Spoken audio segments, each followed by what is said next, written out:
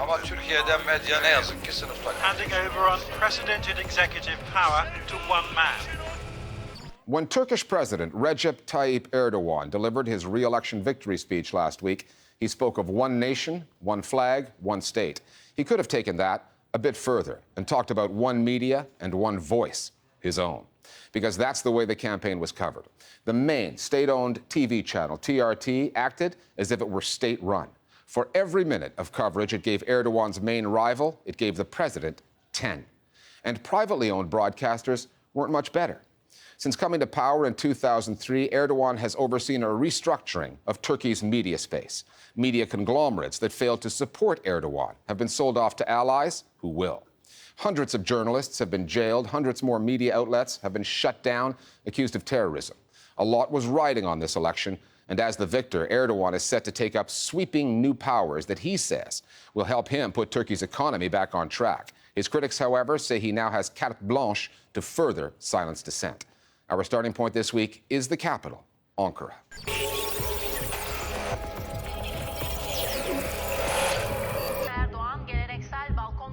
Sometimes election coverage can be difficult to assess. When is coverage of a campaigning politician fair coverage? Evet, Cumhurbaşkanı Recep Tayyip Erdoğan kürsüde. What constitutes critical or fawning coverage? Data is easier to deal with. Doing the math, the way opposition members working for Turkey's broadcast regulator, Rutuk, did. According to them, in the month prior to the election, TRT, Turkey's main state-owned TV station, devoted 67 hours of airtime to President Erdogan, while his main rival, Muharrem Ince, got less than 7 hours. We had a very asymmetrical situation, which means dominant pro-government media, up to 93% of the entire media sector, was behind Erdogan and his AK Party.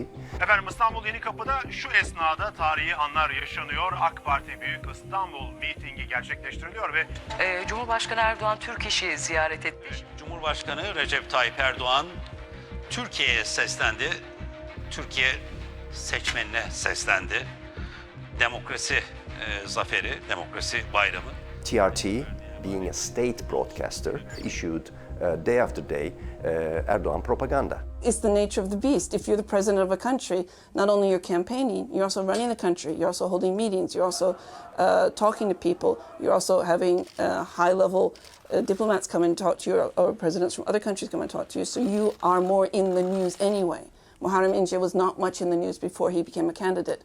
President Erdogan was. Dünya bizden konuştu. Dünya medyası.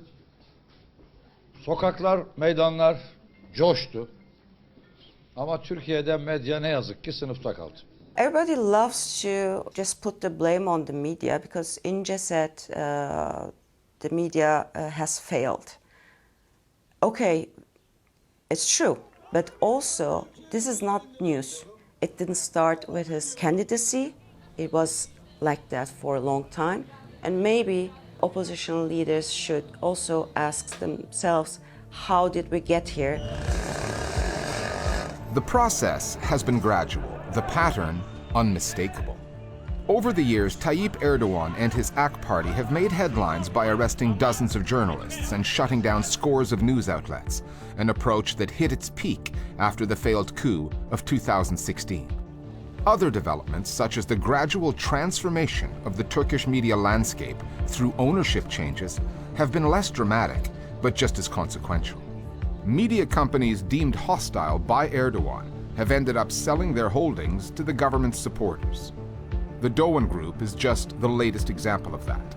Once the biggest media conglomerate in the country, Doğan has been cut down to size over the years, culminating in the sale of newspapers Hürriyet and Posta, and TV outlets Kanal D and CNN Turk just 3 months before the election. Between the arrests, the shutdowns, and the changes in ownership, critical voices in Turkey have fallen, if not silent, then by the wayside. The purchase of Doğan Media Group to fiercely pro-government Demirören family should be seen as a political move. Doğan Media Group was giving a lot of space to diversity of opinion. Somewhat large public discourse of different voices, etc. When it was gone to the other family, Turkish media seizure, to my mind, was completed. This was a very, very dramatic move. There was no more influential, independent and free media left. Doğan Medya'nın el değiştirmesini ben Türkiye... I think the handover of Doğan Media was a useful thing. When Doğan Media was owned by Aydın Doğan and by previous owners, there was military pressure behind it, and we have seen how newspapers can trigger or support coups. By selling it off, that pressure is gone, and this sale hasn't come as a result of government pressure. On the contrary, I see this more as a process of re-establishing a balance in the media space. Tam tersine bir normalleşme olarak görüyorum. Media outlets feeling the heat in Turkey would like to blame their problems on the government, but they bear some responsibility themselves. President Erdogan was still prime minister when his government started cracking down on Kurdish media outlets a decade ago. By 2009, the Doğan Group fell afoul of Erdogan and suddenly found itself with a $2.5 billion fine for back taxes. When Doğan Media Group was being targeted, large bulks of the Turkish media sort of enjoyed this battle. When the Kurdish newspapers were closed down, the other segments of the Turkish media kept silent. When Zaman Group, which is affiliated with Gülen movement, was brought down, the others felt the same way. This is what I call a sickness of the Turkish journalist core, and it continues today. How the Germans say Schadenfreude. Other journalists, they thought, oh, okay, it's time for them to go down. Journalists really failed to come together on the principle of press freedom, and I think it had effect on all of this. Doğan went down for financial reasons. Zaman went down because it's the mouthpiece for the Gülenist cult.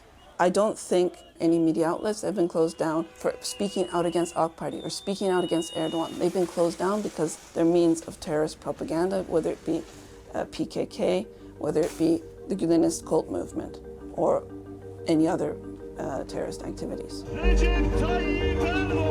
The larger question about President Erdogan, one that goes beyond the way his treatment of the media is perceived, is, do most Turks even care? For all the criticism from abroad, from NGOs, the European Union and others, he did take 52% of the presidential vote. Whether the debate over Erdogan and the media even registers with Turkish voters, for millions of them, even tens of millions, it doesn't seem to matter. Some terms for the large majority, such as freedom, rights, these are too abstract. Particularly middle and lower middle classes of Turkey are much more focused on economy, the pocket. That's why freedom of media, freedom of expression, all of these issues are left only for us, for journalists, for intellectuals, and that's why we are suffering. Erdogan has created a strong belief that he is a strong leader, that he is able to lead the country. And I believe this still has an effect. People, his supporters, believe maybe he's an authoritarian figure, but who cares? We are better out with him. Is the Turkish voting public really that indifferent to freedom of the press, as the election results would seem to suggest? Or was Tayyip Erdogan's victory just a natural byproduct of the dominant news narrative in Turkey? All the airtime the media give to the president at the expense of his opponents, all the favorable coverage he gets from journalists, many of whom now work in conditions of fear. That too is difficult to assess. And if Erdogan keeps having his way, we will never really know.